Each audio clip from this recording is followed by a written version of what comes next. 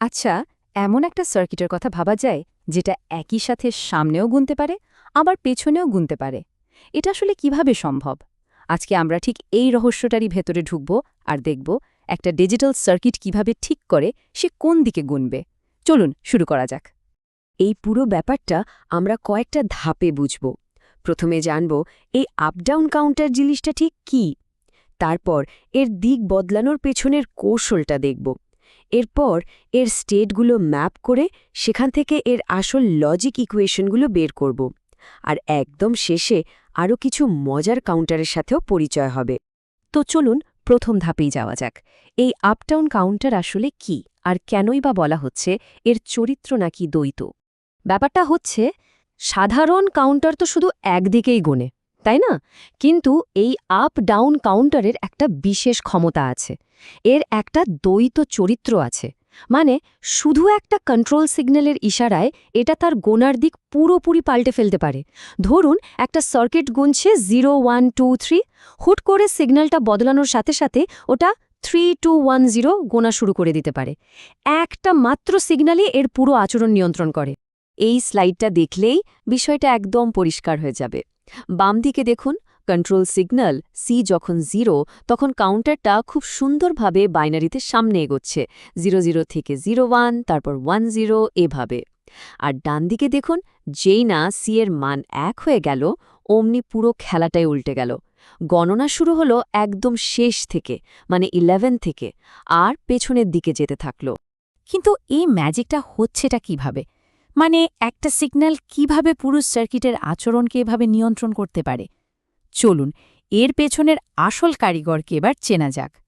এই পুরো সিস্টেমের মাস্টার মাইন্ড হল ওই একটাই সিগন্যাল, যেটাকে আমরা সি নাম দিয়েছি।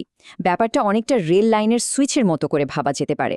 সুইচটা যেদিকে ঘোরানো থাকে ট্রেন তো সেদিকেই যায়, তাই না? এখানেও ঠিক তাই। সি সিগন্যালটাই ডেটাকে বলে দেয় কোন পথে যেতে হবে, সামনের দিকে নাকি পেছনের দিকে। তো যখন কন্ট্রোল সিগন্যাল সি 0 থাকে, কাউন্টারটা একদম সোজা পথে হাঁটে। বাইনারি 0 0 থেকে শুরু, আর প্রত্যেকটা ক্লক পালসের সাথে ধাপে ধাপে 0 1 1 0, আর সবশেষে 1 1-এ গিয়ে পৌঁছায়। মানে একদম ক্লাসিক বাইনারি কাউন্টিং যা হয় আর কি। আর যেই মুহূর্তে সি এর মান 1 হয়ে যায়, তখনই কিন্তু আসল মজাটা শুরু হয়। কাউন্টারটা এবার যেন রিভার্স গিয়ারে চলে যায়। সর্বোচ্চ মান, মানে 1 1 থেকে শুরু করে উল্টো দিকে গুনতে থাকে 1 0 0 1, আর সবশেষে 0 0-তে ফিরে আসে। ঠিক যেন আগের স্লাইডটার একটা আয়নার প্রতিছবি। কিন্তু একটা প্রশ্ন, এই যে 4টা অবস্থা 0 0 0 1 1 0 1 1, সার্কিটটা এগুলো মনে রাখে কিভাবে? এর জন্য তো মেমোরি দরকার। যেহেতু আমাদের স্টেট 4টা, তাই বাইনারিতে এটা প্রকাশ করতে 2টো বিট লাগে। আর ডিজিটাল ইলেকট্রনিক্সে প্রত্যেকটা বিট ধরে রাখার জন্য যে মেমোরি ইউনিট ব্যবহার হয় সেটার নাম হলো ফ্লিপ ফ্লপ। তার মানে কি দাঁড়ালো? আমাদের এই কাউন্টারটার জন্য দরকার ঠিক 2টো ফ্লিপ ফ্লপ। আচ্ছা, এতক্ষণ তো দেখলাম কাউন্টারটা কি করে, কিন্তু আসল প্রশ্ন হলো এটা কিভাবে করে।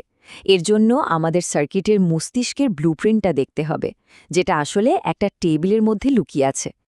এই টেবিলটাই হলো আমাদের ডিজাইনের আসল হৃৎপিণ্ড। এর নাম এক্সাইটেশন টেবিল। বাম দিকের কলামে আছে কাউন্টারের বর্তমান অবস্থা, আর মাঝের দুটো কলম হলো সবচেয়ে জরুরি। এরাই বলে দিচ্ছে যে কন্ট্রোল সিগন্যাল সি 0 হলে পরে স্টেট কি হবে আর 1 হলে কি হবে। যেমন ধরুন, কাউন্টার এখন আছে 0 1 স্টেটে, আর সি হলো 1, তাহলে টেবিল বলছে পরে স্টেট হবে 0 0। পুরো সার্কিটের লজিকটা এই টেবিলেই বন্দী। টেবিল তো হলো, কিন্তু এই টেবিলের তথ্য থেকে আসল সার্কিটটা তৈরি হবে কিভাবে? এখানেই কিন্তু ডিজাইন প্রক্রিয়ার সবচেয়ে আকর্ষণীয় অংশটা চলে আসে। আমরা এখন এই টেবিল থেকে মূল লজিক সমীকরণগুলো বের করব, আর এর জন্য একটা দারুণ ভিজুয়াল টুল ব্যবহার করব, যার নাম কার্নো ম্যাপ, বা সংক্ষেপে কে ম্যাপ। এইটা হলো আমাদের প্রথম ফ্লিপফ্লপের ইনপুট, মানে T1 এর জন্য কে ম্যাপ। এই ম্যাপটা আর কিছুই না, আগের স্লাইডের এক্সাইটেশন টেবিলের ডেটাগুলোকেই একটা ছবির মতো করে সাজিয়ে ফেলে। এর সবচেয়ে বড় সুবিধা হলো এখান থেকে খুব সহজে লজিক্যাল প্যাটার্ন খুঁজে বের করা যায়, আর জটিল সমীকরণকে একদম সহজ করে ফেলা যায়। আর এই কে ম্যাপটাকে সরল করলে যে সমীকরণটা পাওয়া যায় সেটা কিন্তু অবাক করার মতো সহজ। T1 = Y0 exclusive or C. একবার ভাবুন, একটা ফ্লিপফ্লপের এত জটিল আচরণকে মাত্র এইটুকু একটা সমীকরণ দিয়ে প্রকাশ করা যাচ্ছে। এটাই ডিজিটাল ডিজাইনের আসল সৌন্দর্য। আচ্ছা, এবার আসি দ্বিতীয় ফ্লিপফ্লপের ইনপুটে, মানে T0-তে। এর কে ম্যাপটা দেখুন। আরে, এখানে তো আরও মজার একটা ব্যাপার অপেক্ষা করছে। ভালো করে খেয়াল করলে দেখবেন ম্যাপের প্রত্যেকটা ঘরের মান কিন্তু এক। এর মানে কি? এর মানে হলো কাউন্টারের বর্তমান অবস্থা বা কন্ট্রোল সিগন্যাল যাই হোক না কেন, T0-র ইনপুট সবসময় 1 বা হাই থাকবে। তার মানে এর লজিক সমীকরণটা আরও সহজ। T0 = 1। ব্যাস, এটুকুই। ভাবা যায়? বাস্তবে এর মানে হলো এর জন্য কোনো জটিল লজিক গেটেরই দরকার নেই। দ্বিতীয় ফ্লিপফ্লপের ইনপুটটাকে শুধু পাওয়ার সাপ্লাইয়ের সাথে জুড়ে দিলেই আমাদের কাজ শেষ। তাহলে এই হলো আমাদের চূড়ান্ত ফলাফল। একটা 2-বিটের আপ-ডাউন কাউন্টারের পুরো ডিজাইনটা এই দুটো ছোট্ট সমীকরণের মধ্যেই লুকিয়ে আছে। T1 = Y0 + C আর T0 = 1। এই দুটো সমীকরণই হল সেই ব্লুপ্রিন্ট যেটা হাতে পেলে যে কোনো ইঞ্জিনিয়ার এই সার্কিটটা বাস্তবে তৈরি করে ফেলতে পারবে।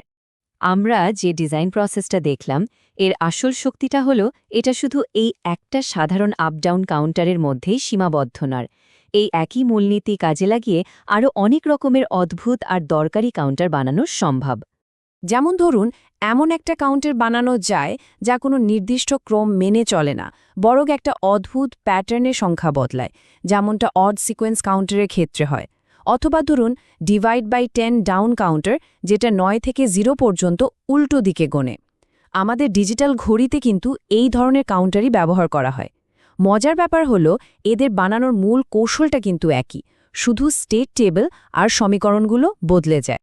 আজকের আলোচনাটা একটা প্রশ্ন দিয়ে শেষ করা যাক। আমরা তো 4টা স্টেট গোনার জন্য একটা 2-বিটের কাউন্টার বানালাম, কিন্তু যদি 8টা স্টেট গোনার জন্য একটা 3-বিটের কাউন্টার বানানো দরকার হতো, তাহলে চ্যালেঞ্জগুলো কি হতো? ডিজাইনটা কতটা জটিল হয়ে যেত?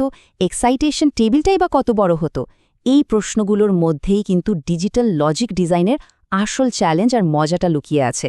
ছোট ছোট ব্লক দিয়ে আরও বড় আর জটিল সিস্টেম তৈরি করা।